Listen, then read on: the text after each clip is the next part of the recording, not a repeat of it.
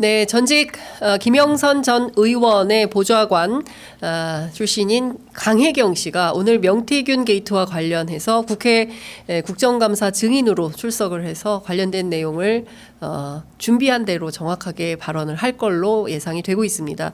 관련해서 저희 국회 법사위 그 국정감사 현장 해설 방송 여러분들 함께 보내드리고 있는데요. 오늘 아침 9시부터 지금 12시 44분 이어지고 있는데 떠나지 아니하시고 저희와 함께 해주시고 계셔서 너무 감사드립니다. 지금부터는 신인규 변호사하고 함께 오전 국감 해설하고 오후 국감 전망을 좀 해보도록 하겠습니다. 신 변호사님 어서 오십시오. 네, 안녕하세요. 신인규입니다. 네, 점심 드셨어요? 예, 점심은 먹고 왔습니다. 네, 잘하셨습니다. 너무 배고프셔가지고 제가 더 열심히 하도록 하겠습니다. 네, 더 힘을 내주시기 바랍니다. 네. 아, 근데 책을 드디어 내셨네요. 보수의 종말. 네. 보수의 종말이 오는 겁니까? 지금 이 책은 뭐 서점에서 구해보실 수는 없는데 그렇습니까? 지금 이제 사전 예약 중이어가지고 예. 이제 교보문고 온라인이나 이런 데 가시면 이제 예약은 해놓으실 수가 있고요. 네. 제가 사실 보수 진영에서 활동을 좀 했기 때문에 그 내부를 좀 아는 입장에서 지금 이 한국 정치를 완전히 망쳐놓고 있는 이 현재 보수 세력들 제가 한 5가지 정도로 설명하면 검찰 보수, 그리고 MB 보수, 그리고 이익 보수, 그리고 셀럽 보수, 그리고 친일 보수, 이 5가지 형태의 보수를 이제는 좀 정리를 해야 된다. 그런 차원에서 읽어보시면 좀 두껍긴 합니다만은 네. 책장은 술술 넘어갈 겁니다. 잘 읽히는 책이다. 매우 잘 읽힙니다. 온갖 드립이 다 들어가 있어요. 원래 드립연구소 천재인데 예, 방출하지 않은 많은 드립들이 들어가 있습니다. 이제 들어가 있다. 집대성했습니다. 드립 집대성. 알겠습니다. 자, 오전 국감 이어졌는데요. 사실 오전 국감은 주로 이제 동행명령장 발부하고 의사진행 발언이 쭉 있었기 때문에 핵심에 해당하는 강혜경 씨의 발언은 아마도 오후 2시부터 속개될 오후 국감에서 내용이 나올 걸로 보입니다. 전반적으로 오늘 국감 어떻게 좀 전망하시고 오전 국감 어떻게 보셨습니까? 그러니까 저는 사실 이제 강혜경 씨가 사실은 그 내부 고발의 형태를 가지고 있습니다. 그래서 강혜경 씨가 그동안에 그 명태균 씨의 실무 역할을 했기 때문에 사실 이 실체가 드러나면 강혜경 씨는 일정 부분의 형사사법상의 처리를 감수해야 되는 분이거든요. 그럼에도 불구하고 진실을 밝히겠다라고 아주 큰 용기를 내서 이제 세상 앞에 또 국회 앞에 나와서 증언을 하시는 거기 때문에 저는 그 강혜경 씨의 용기에 대해서 저는 굉장히 높게 평가를 합니다. 근데 지금 문제가 뭐냐면은 이 공천 개입 사건과 관련된 이권 개입, 그리고 김건희 여사를 중심으로 한 국정농단 혐의인데 이게 지금 약간 산으로 가려고 하는 그런 경향성을 보이고 있습니다. 그래서 그 이유인즉슨 이 명태균 씨가 보수에서 많은 정치인들과 그동안 오랜 세월 좀 인연을 맺고 오면서 상당히 그 위법과 불법 소지가 있는 그런 행동들을 해왔기 때문에 연관된 정치인들이 지금 나와가지고 명태균 씨의 역할을 축소하거나 은폐하려고 하는 이런 경향성이 있거든요. 그래서 저는 이 국정감사를 보시는 많은 분들께 현란한 말에 넘어갈 필요가 없다. 우리는 중심을 보고 뼈대를 가지고 무엇이 참인지 거짓인지만 가려내면 되는 거거든요. 이렇게 어렵지 않습니다. 그래서 저는 누가 참말을 하고 있고 누가 거짓을 말하고 있는지 그 말의 모순성 이걸 가지고 저는 이 강혜경 씨 국감을 한번 지켜보시면 좀 매우 유익할 것이다 이런 생각이 듭니다. 신 변호사님 분석에 전적으로 동의합니다. 그러니까 중요한 포인트는 국정이 어떻게, 그러니까 김건희 여사와 명태균 씨가 도대체 어떤 내용을 주고받으면서 혹여라도 인사 그리고 국정 이런 데 개입하거나 뭐 결정하는 데 관여를 했다면 그 증거가 뭐 녹음 파일로 나온다고 한다면 이거는 현행법으로도 문제를 삼을 수밖에 없는 상황이 되는 건데 핵심은 이제 창원산단 여론조작 아닌가 싶어요. 지금까지 나온 내용들은 뭐 주술에 해당하는 여러 가지 대화가 있습니다.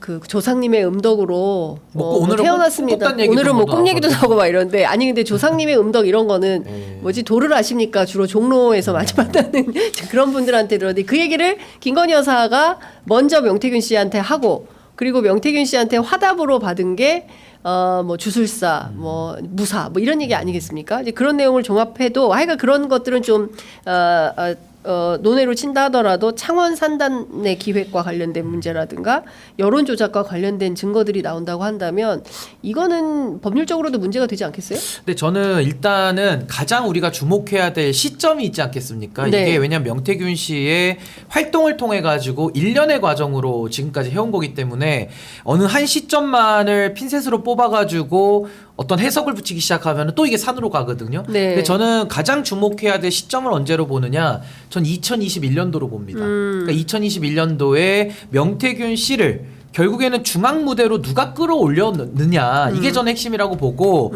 아마 오늘도 뉴스토마토에서 김종인 비대위원장 인터뷰를 오늘 냈던데 저는 김종인 위원장에게 주목해야 된다고 저는 봅니다. 그래서 김종인을 중심으로 한 이 보수에 누가 명태균을 중앙 무대에 데뷔를 시켰느냐 이걸 기화로 해가지고 이준석, 김건희, 뭐 윤석열 등등등 해가지고 여기까지 일련의 흐름으로 오면서 여러 가지 지금 불법적인 일들을 한 거거든요. 그래서 저는 2021년도에 주목을 하면서 결과적으로지만 세 가지 정도로 좁혀지는 것 같습니다. 첫 번째가 이권 개입인데 이권 개입은 우리 장 기자님 말씀하신 대로 이제 창원의 산업단지 내지는 공천 개입 이게 정부를 통한 개입이 이제 창원 산단으로 나타난 거고 정당이 개입한 게 이제 공천 개입으로 드러나니까 이 두 가지 이권 개입을 봐야 되는 거고 또 하나는 이제 선거에서 부정한 방법들을 쓴 것이죠. 이게 불법이냐 또 부당한 방법이냐 내지는 정상적인 방법인데 언론을 통해서 부풀렸냐 이 셋 중에 하나일 거거든요. 근데 저는 그 여론 조작의 혐의에 대한 부분을 또 한 꼭지로 우리가 들여다 봐야 되는 거고 마지막으로는 그 복잡한 돈 거래 그러니까 금품 수수 부분이죠. 근데 금품 수수에 대해서는 사실상 정리가 매우 쉽다. 이건 돈의 흐름만 따라가면 결과적으로 다 정치자금법 위반 공직선거법 위반으로 처리가 되는 거기 때문에 하나만 더 추가하자면은 윤석열 대통령이 보고를 지속적으로 받으면서 명태균 씨의 행위를 인정했다면은 이건 사전 수뢰가 될 수 있습니다. 그러니까 여기까지 수사가 좀 확대돼서 저는 2021년도에 시작된 명태균의 그 활약상이 저는 이제 범죄 혐의로 좁혀지면서 이제는 그 굵직굵직한 그 내용들로 이제는 들어가야 될 시점이다. 저렇게 봅니다.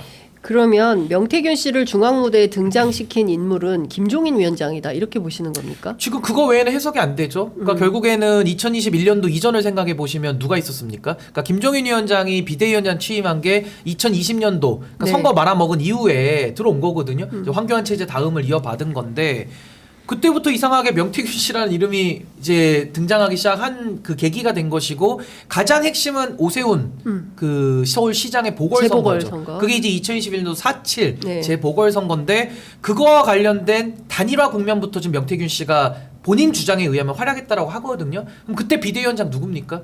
김종인 위원장입니다. 당의 모든 실권을 갖고 있는 사람이었기 때문에 중앙 무대에 명태균 씨가 다른 루트로 왔다 그러면 뭐 모르겠지만은 지금까지 밝혀진 바에 의하면 김영선 의원을 매개로 해서 뭔가 지금 김종인 위원장 내지는 윤석열 후보, 이준석 당시 대표에게 좀 여러 가지 루트를 통해서 접근한 걸로 보여진다. 네. 그러면서 김종인 위원장하고 이미 그 유착이 돼서 해온 것은 너무 많은 지금 진실이 나와버렸거든요. 그러니까 여기에 대해서는 김종인 위원장이 좀 추가로 더 설명해야 될 부분들이 많이 있을 것이다. 뭐 나를 그렇게 팔아먹으려고 생각합니다. 하는 사람이고 뭐 잘 모르는 사람이라는 취지로 발언을 했거든요. 그러니까 여기서도 지금 말이 엇갈리잖아요. 네. 그러니까 이준석 의원은 명태균 씨가 맞는 말만 한다. 그리고 뭐 꽤 신뢰도가 있다라면서 지금도 네. 이런 중대 범죄 혐의를 받는 사람을 여전히 두둔하고 있거든요. 네. 근데 김종인 위원장은 지금 명태균 씨에 대해 가지고 손절, 그러니까 이제 끊어내면서 뭐 과시욕이 있다, 나를 팔아먹었다, 뭐 헛소리 많이 한다, 그 들을 얘기가 하나도 없다, 뭐 이런 식으로 지금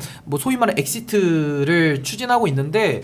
왜 명태균이라는 인물에 대해서도 이준석, 김종인 그 정치적인 거의 사부 사제지간인 관계가 왜 이렇게 갈라질까요? 누군가는 유리하게 지금 이 국면을 이용하려는 사람이 있는 거고 누군가는 그 안에서 지금 진실을 감추거나 뭐 회피하려는 사람이 있는 거거든요. 네. 저는 김종인 위원장이나 이준석 의원이 저는 국민들에게 받고 있는 그 관심 네. 그걸 이용해서 저는 뭔가 지금 조금은 숨기려는 것들이 둘 다 있어 보인다라는 생각이 듭니다. 어쨌든 지금 진술이 일치되지 않거든요. 그렇군요. 근데 이제 오늘 그 아까 MBC였나 오늘 하도 막 단독 경향신문이었거든요.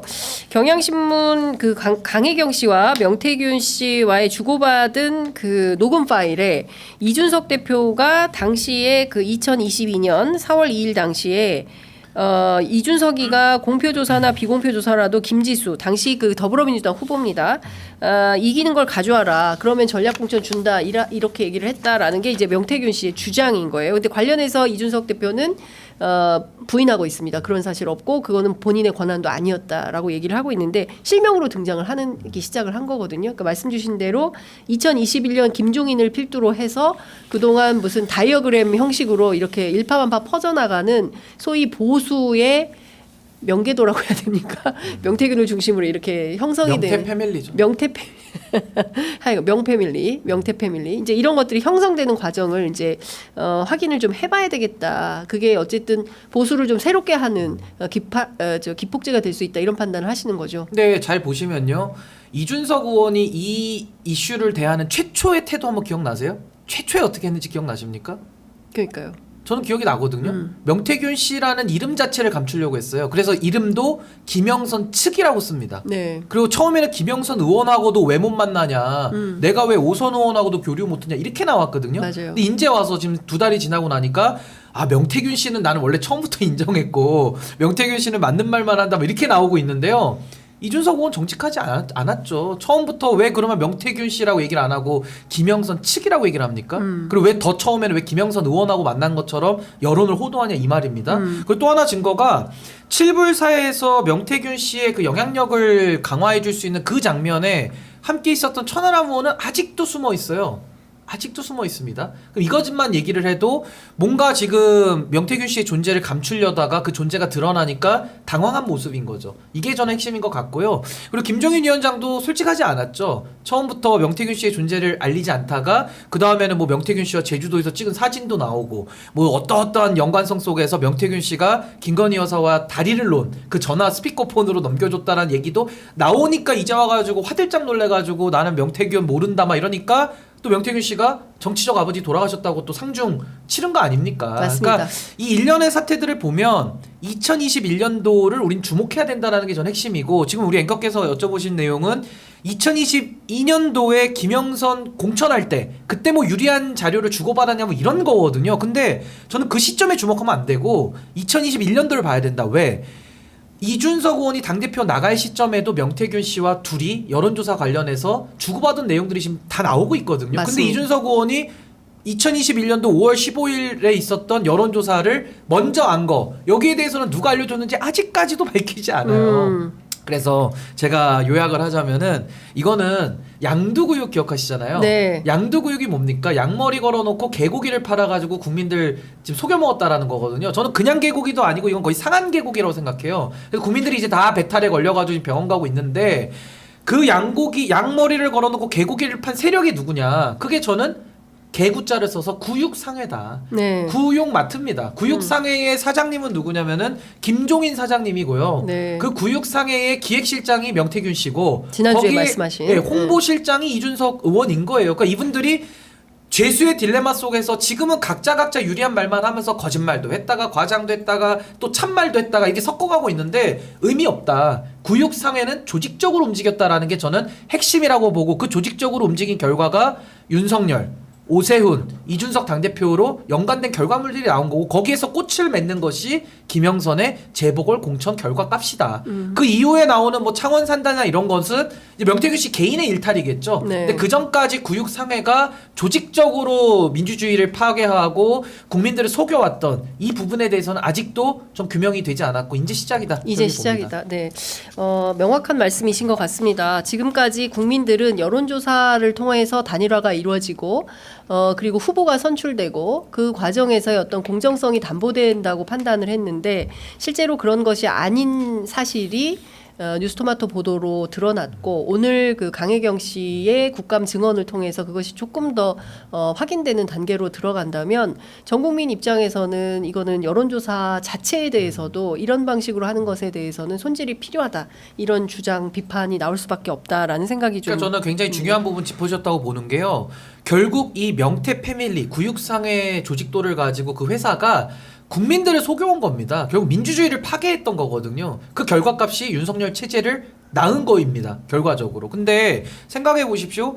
우리가 솔로몬이 재판을 해서 진짜 엄마를 가려내거든요. 그 진짜 엄마를 어떻게 가립니까? 아이를 반으로 가르자고 하니까 가짜 엄마는 진짜 반 나눠서 애 죽여서라도 반씩 나눠 갖자라고 했고, 진짜 엄마는 진짜 엄마니까 애를 반으로 가르느니 그냥 가짜 엄마 가져가세요. 그러니까 솔로몬 왕이 애를 가르자는 사람이 가짜 엄마고 나면서 처벌하거든요. 네. 여기서도 진실을 어떻게 규명할까요? 저는요, 본인에게 불이익을 감수하고 사는 증언, 본인에게 불이익을 감수하면서 권력과 맞서는 증언은 저는 사실에 가깝다고 봅니다. 그렇습니다. 강혜경 씨가 지금 이 진술을 해가지고 본인이 득볼 게 뭐가 있습니까? 오히려 공범으로 처벌받을 수가 불이익밖에 있어요. 없어요. 예. 근데 강혜경 씨를 제외한 다른 분들은 전 거짓말할 가능성이 높다고 봅니다. 왜냐면 진술이 모순되거든요. 네. 거기다 강혜경 씨는 본인이 갖고 있는 핸드폰 다 오픈하고 있거든요. 명태균 씨 좀 다 까보세요, 핸드폰을. 못 가잖아요. 이준석 의원도 있는 거 그럼 다 까보세요. 못 가면서 연막만 피우거든요.